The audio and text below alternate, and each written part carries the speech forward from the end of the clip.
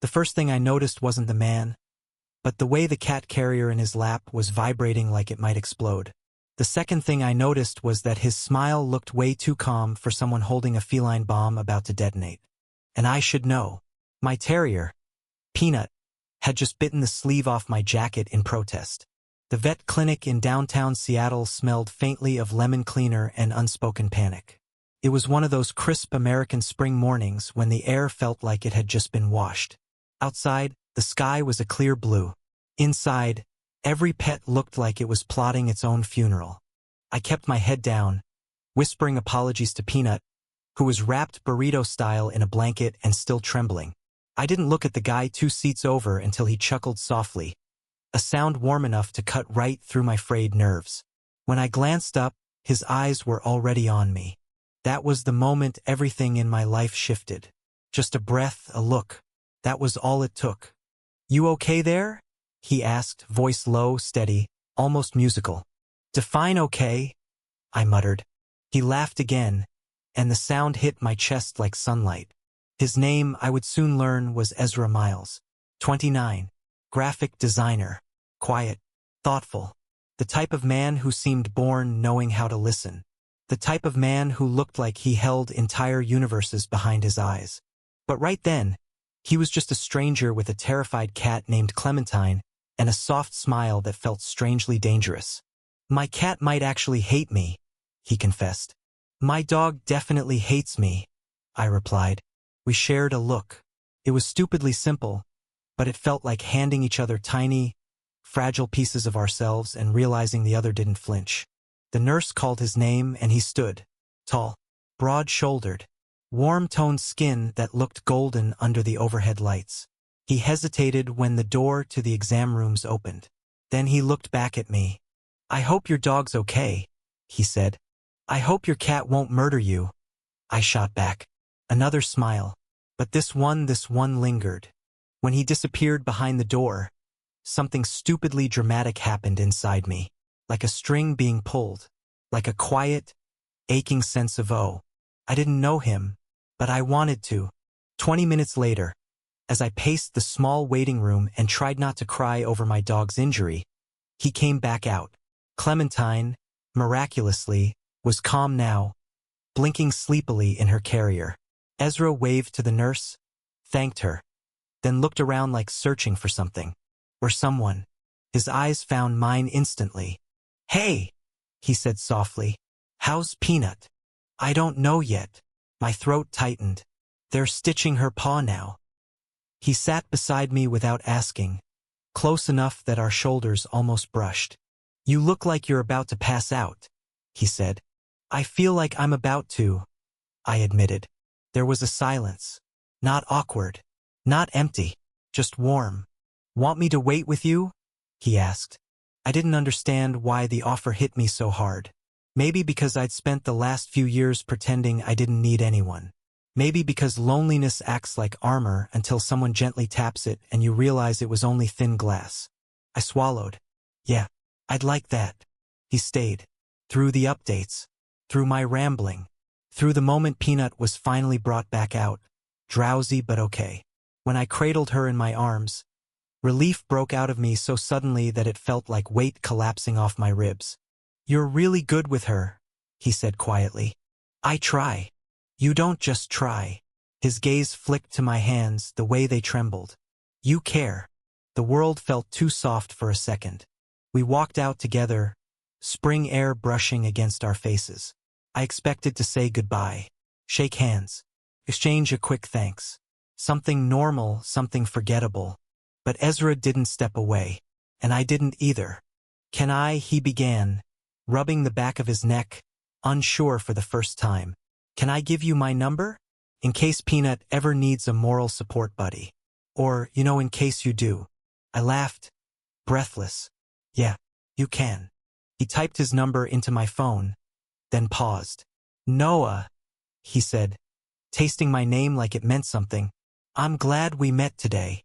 "Me too," I whispered. What I didn't know then was that this small, fragile connection would soon collide with the scars we both carried. That the warmth between us would be tested by fear, old wounds, and one truth Ezra had been running from for years. A truth that threatened to break us before we even began. But for that moment, it felt like the universe had finally stopped to breathe. Everything between us shifted the moment Ezra stopped answering my texts. It wasn't abrupt. It was slow, almost imperceptible, like watching a light dim day by day until you realized you'd been sitting in the dark. At first, his replies took a few hours. Then a day. Then two. Then nothing. I kept replaying our last conversation in my head, searching for something I might have said wrong. Something too eager. Too vulnerable. Too much.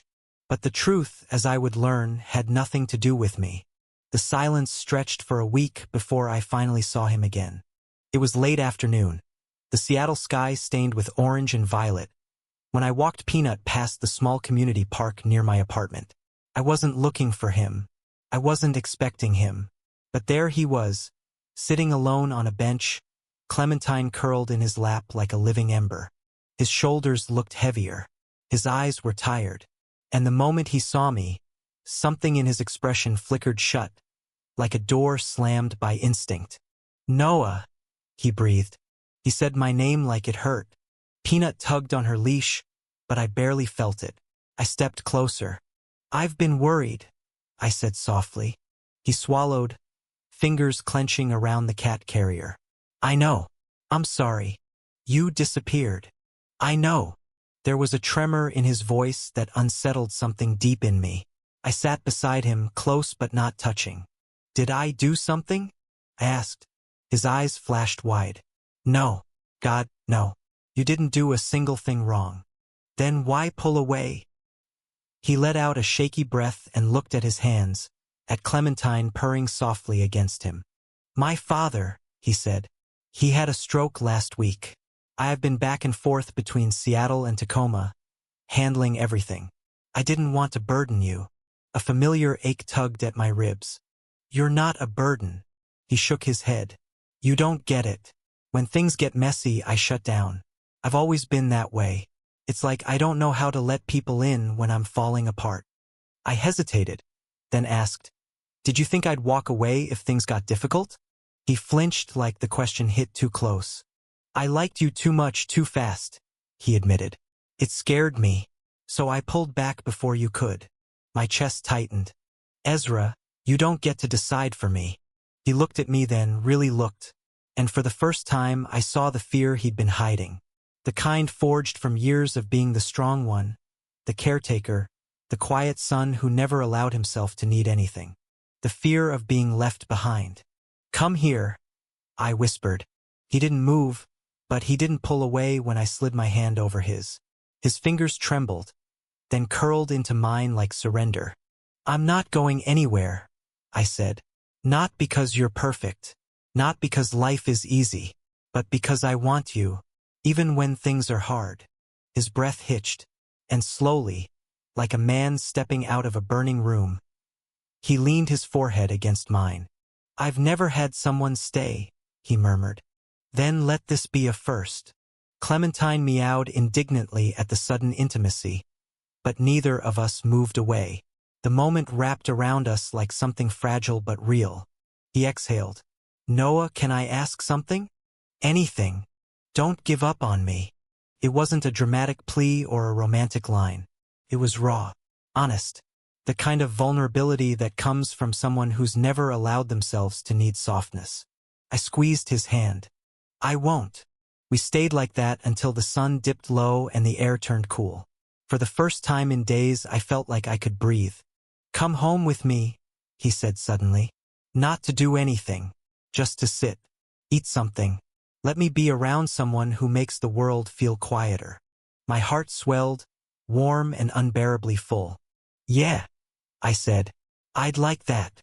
His apartment was a cozy one-bedroom with warm lighting, mismatched furniture, and a half-finished puzzle on the kitchen table. Clementine strutted out of her carrier like she owned the place. Peanut curled up on the rug immediately, snoring like she paid rent. Ezra moved through the kitchen with a quiet ease, heating up leftover soup. The silence between us wasn't heavy now.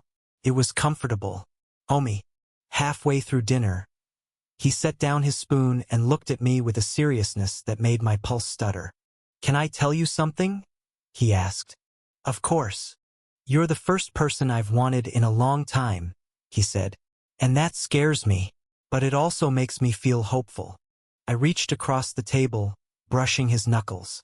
"Hope is good." "It is," he whispered. "And so are you."